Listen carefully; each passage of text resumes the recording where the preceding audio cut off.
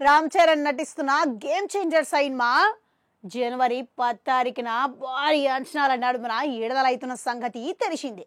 అయితే ఇప్పటికే ఈ సినిమా గురించి ప్రేక్షకులు చాలా ఎదురు చూస్తున్నారు.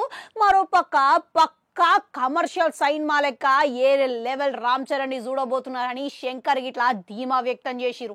ఇకపోతే సుకుమార్ గిట్లా మొన్న జరిగిన అమెరికా కార్యక్రమంలో ఏకంగా సినిమాకు జాతీయ అవార్డే వస్తుంది అని చెప్పి బలంగా చెప్పిడు.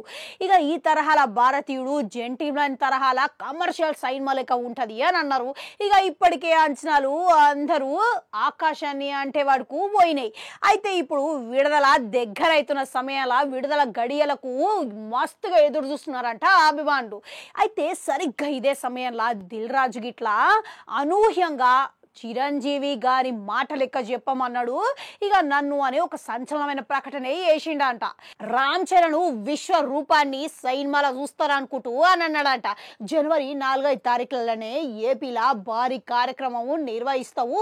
ఇప్పుడు దానికి సంబంధించిన విషయాల గురించి ఏపీలో మన పవన్ కళ్యాణ్ తోని చర్చించి నిర్ణయం తీసుకుంటావు అని అన్నాడంట. అయితే చిరంజీవి సినిమా ముందే చూసిండు. ఇక చూసి నాకు ఫోన్ చేసిండు, హిట్ ఖాయమని అన్నాడు. ఇక సినిమాల రామ్ చరణ్ ను ఏరే లెవెల్లో చూస్తాడు అని గిట్లా చెప్పిండు.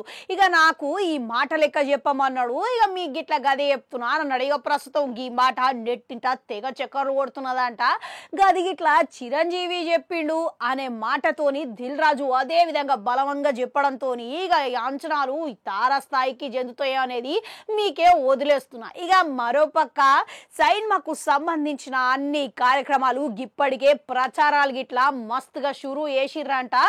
ఇక అంతేకాదు సినిమాకు సంబంధించి ఏదైతే ఇక విజయవాడలా మన రామ్ చరణ్ కట్టుకున్న లుంగి ఇదంతా భారీ కటౌట్ పెట్టిర్రంట. ఇక అందుకు సంబంధించినవి చూడనికే విజయవాడకు ఇతర రాష్ట్రాలకు వెళ్ళి అందరూ అభిమానులు అందరూ వచ్చి తరలి చూస్తున్నారంట. ఇక చూసిరు కదా రామ్ చరణ్ ఇక క్రేజ్ ఎట్లా ఉన్నదనేది.